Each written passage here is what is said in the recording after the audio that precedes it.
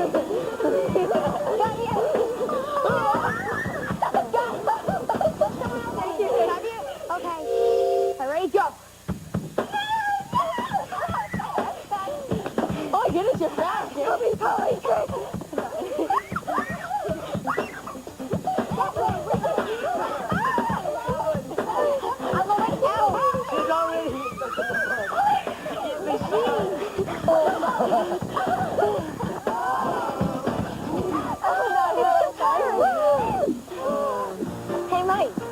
Oh, hey, Courtney. What happens when you cross a rooster with a duck? I don't know. He wakes you up at the quack of dawn. You get it? Like a rooster and a duck. He wakes you up at the quack of dawn. Kind of makes you think.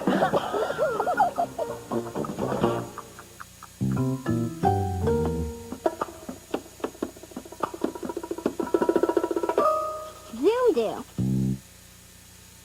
These are cornivores. That's Japanese for a flag that's shaped like a kind of fish called carp. Every year on May 5th, Japanese families fly these flags in front of their homes to celebrate a holiday called Children's Day. That's when children thank their parents for taking such good care of them, and the parents celebrate the healthy growth of their children. This is a traditional Japanese koinobori, but I'm going to show you how to make one that looks like this. Corinne W. of Ford City, Pennsylvania, emailed us the directions. Here's what you'll need.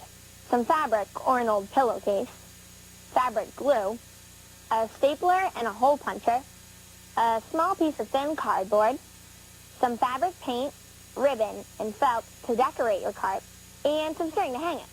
Here's what you'll do.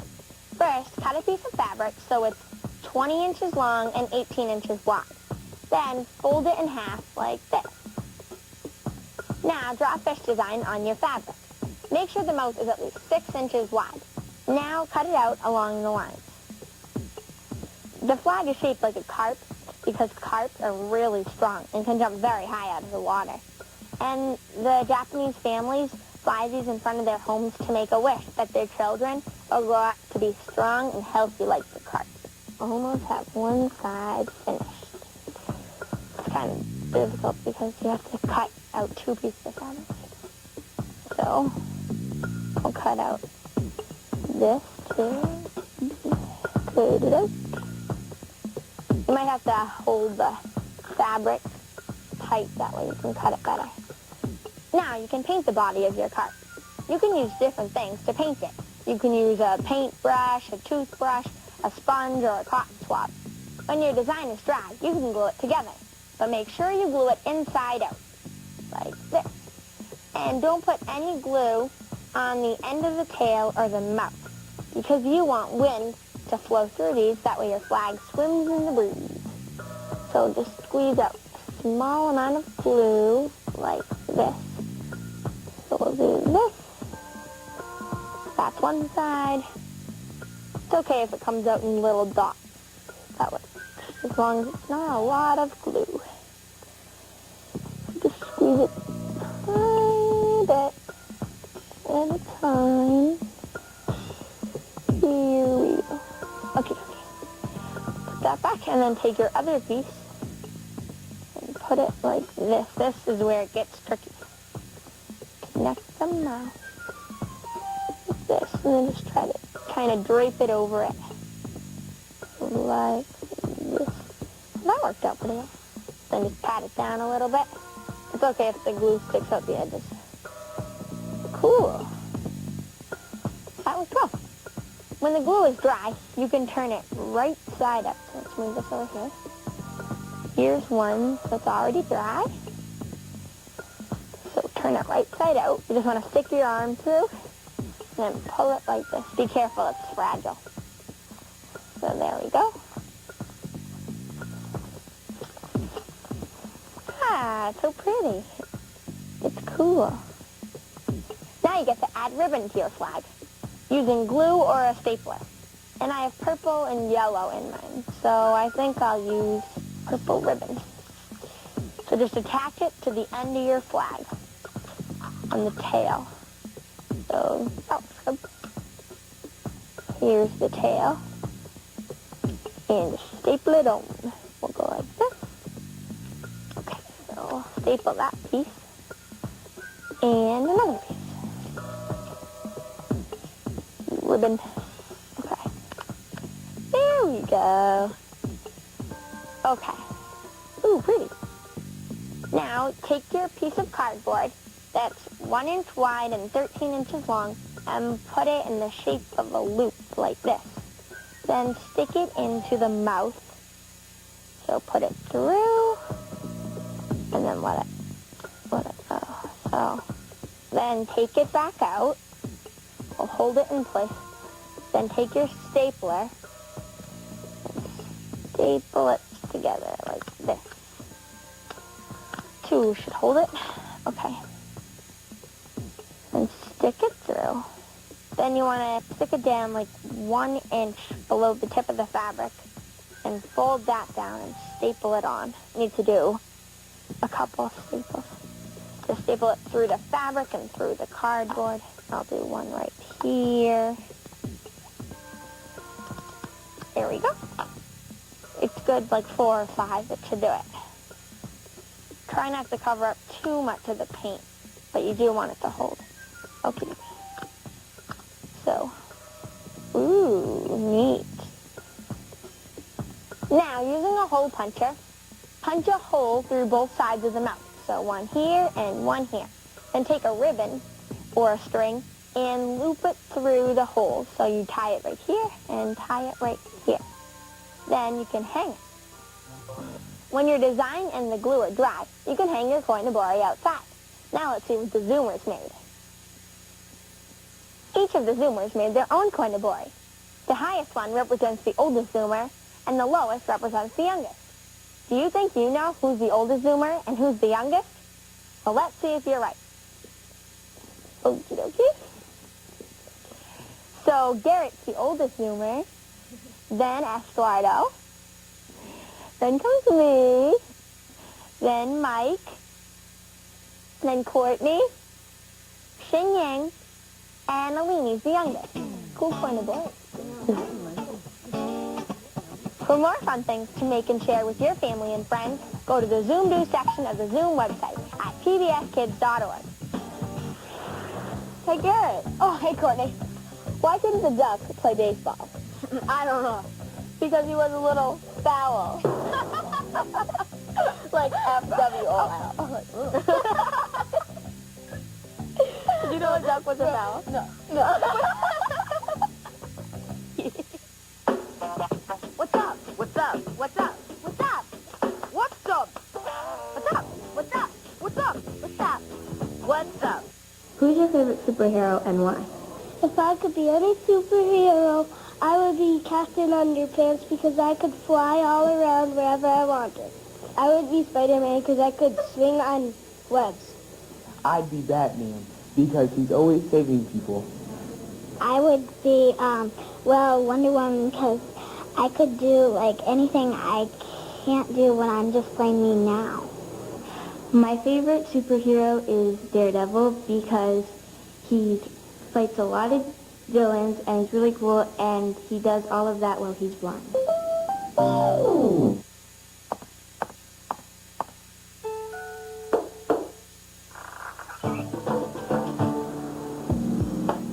A lot of kids read magazines and newspapers, but I actually get to write for one. Hi, my name is Diane, and I'm 10 years old. I live in Washington Heights, Manhattan, and I'm a kid reporter.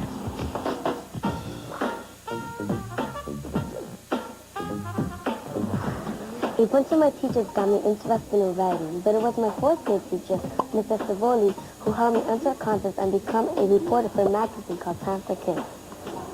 Hi, Diane. Hi, Dina. Good to see you. Good to see you, too. Excited for your big interview?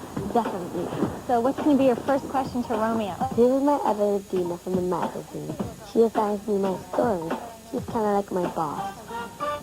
She's picking me up early from school because I'm going to the city to interview someone famous.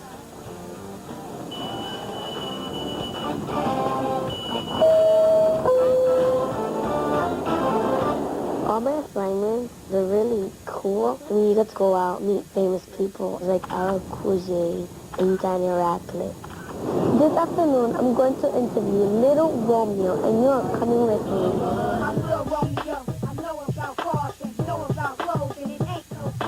Little Romeo is a rap singer, and he's just released his new CD called Game Time.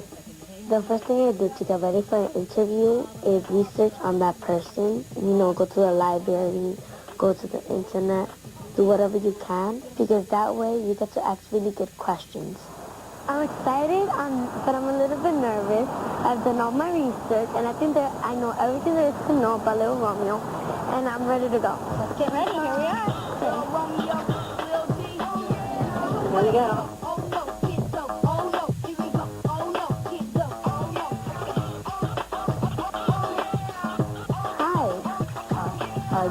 Oh, okay. At the beginning, you're really nervous. You're like shaking all over. But then as the interview goes on, it gets better and better. Thanks to you, Michael Jackson is no longer the youngest artist to hit #1 on the charts. Well, yeah, I was real excited about that.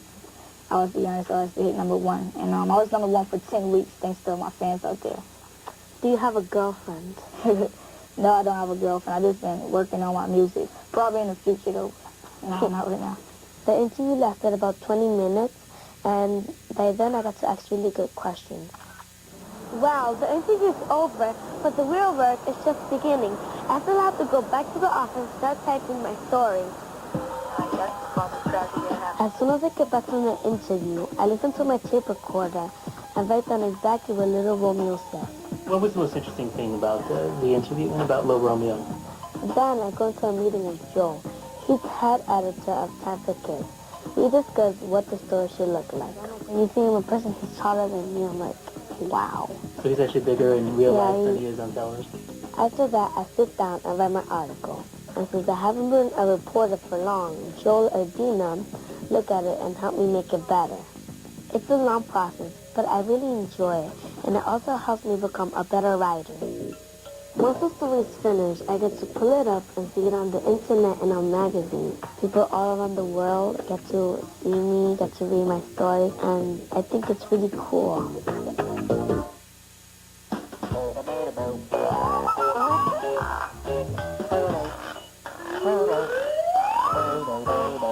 Zoom reviews books. This is one of my favorite books because it's about a girl who's really smart and very independent. It's called The Landry News and was written by Andrew Clements. Here's my review. The Landry News is about a girl named Carol Landry who's not your average fifth grader. She not only gets straight A's, but she's a journalist. She moved to a new school and was ignored by everyone. Her new teacher, Mr. Larson, was a teacher who didn't teach, according to Kara. To make school more interesting, Kara gets Mr. Larson's permission to use the school computer to publish a newspaper called The Landry News.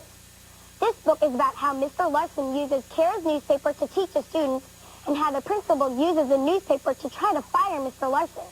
To find out what happens to Mr. Larson, read The Landry News. Hey, Caroline. Hi, Courtney. Why does the hummingbird hum? I don't know. Because he doesn't know the word. Get it? Yeah.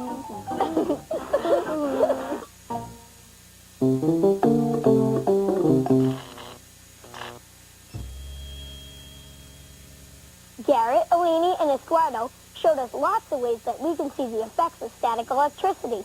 That picked it up really good. Here's another way that you can detect static electricity. You can make this electroscope.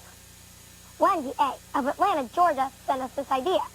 See, when Mike rubs a wool scarf onto a styrofoam plate, he charges a plate. And when he puts the electroscope on top of the charged plate, the foil ball pushes out and the electroscope detects static electricity. That's so cool. Here's how to make your own electroscope. First, take a styrofoam cup and punch holes through both sides of the bottom. One on one side and one on the other side.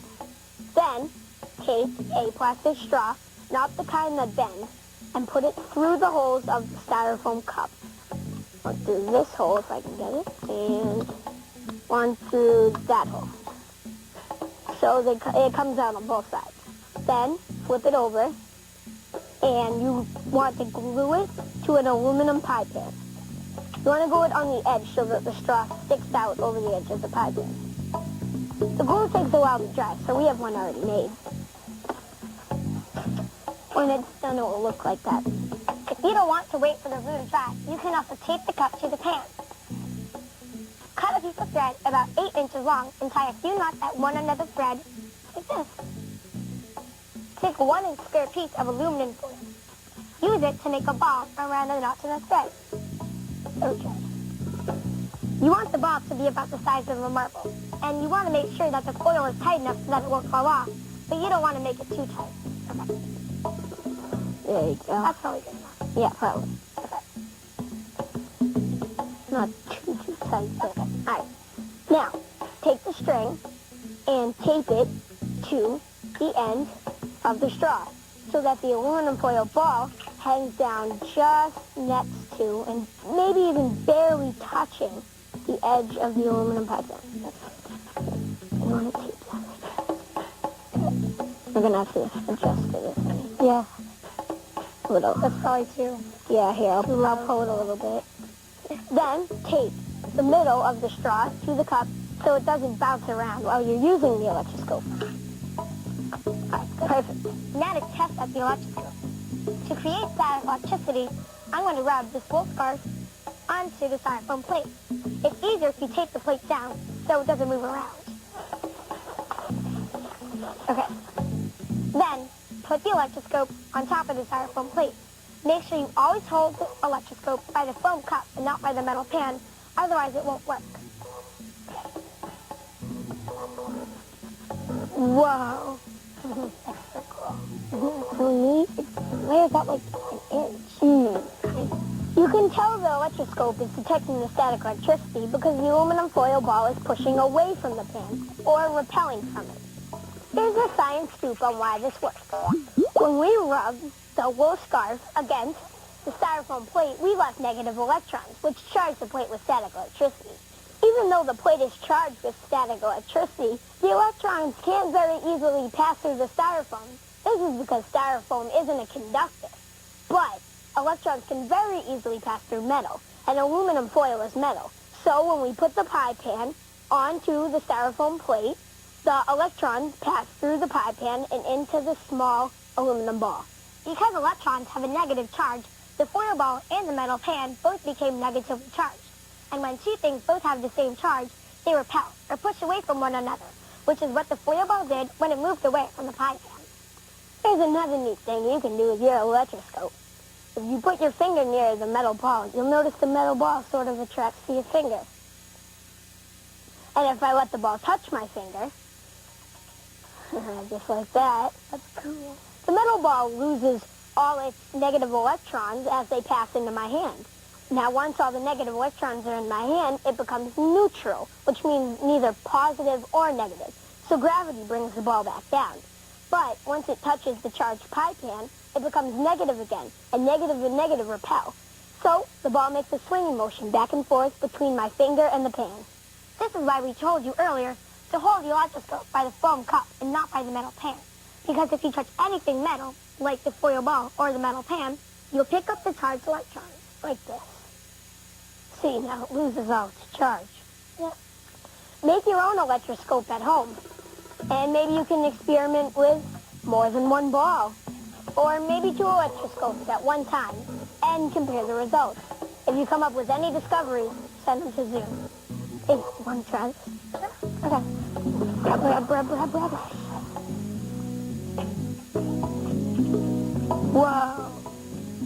Whoa. Oh, I just shocked myself. Zoom into action!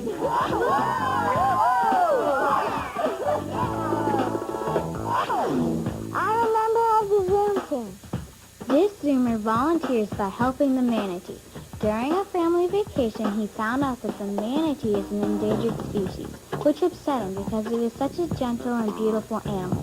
When he found out that he could sponsor a manatee for $25, he and his friends decided to have a lemonade stand and raise the money, which they did. Now Robert saves part of his allowance each week to help sponsor another manatee. Do you volunteer in your community? If you do, you're already a member of the Zoom team. We want to hear all about it. Send your story, along with any photos or videos, to this address. Remember, the little things you do can sometimes make a big difference. Zoom into action! And join the Zoom team!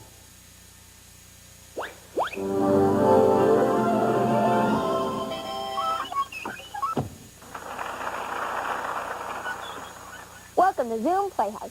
You probably remember our other performances of The Red Bench. Well, here's a brand new version, written by the Zoomers.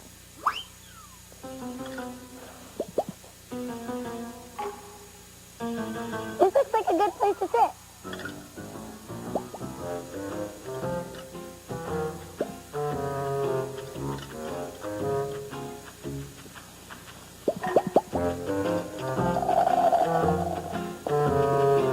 What you doing?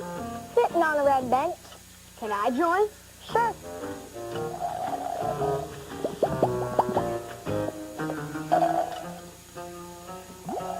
Just Crackers want a cracker? What you doing? Sitting on a red bench. Can we join? Sure.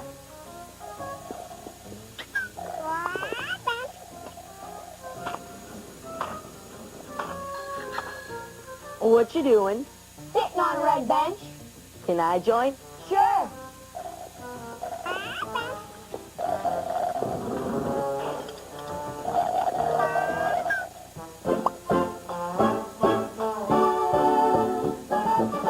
What you doing? Sitting on a red bench. Can I join? Sure.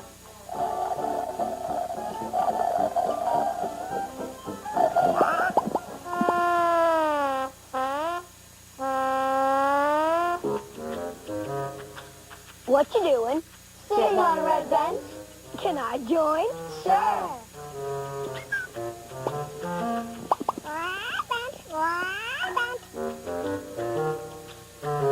What you doing? Sitting on a red bench. I've always wanted to sit on the red bench. Can I join? Sure.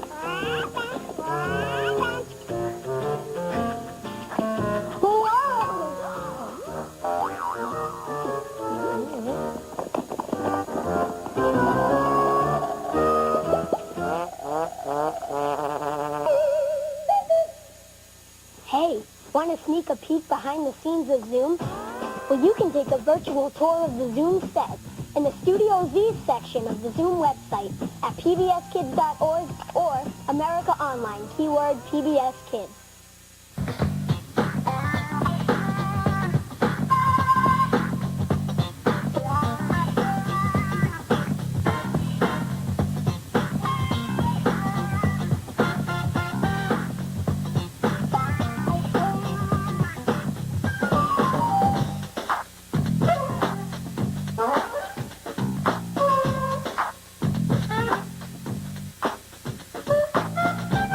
All submissions become the property of Zoom and will be eligible for inclusion in all Zoom media.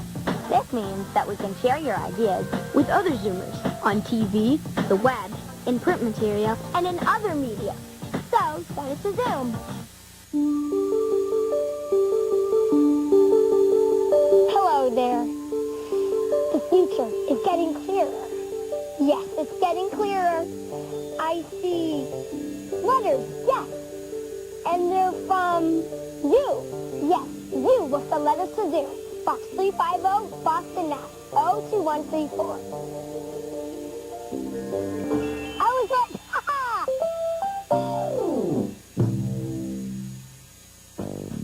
Funding for Zoom is provided by The National Science Foundation. America's Investment in the Future, and by the Corporation for Public Broadcasting, A private corporation funded by the American people. the Arthur Vining Davis Foundation, The Wheezy Foundation. the Tucker Gosnell Family Foundation, And by contributions to your PBS station from viewers like you. Thanks.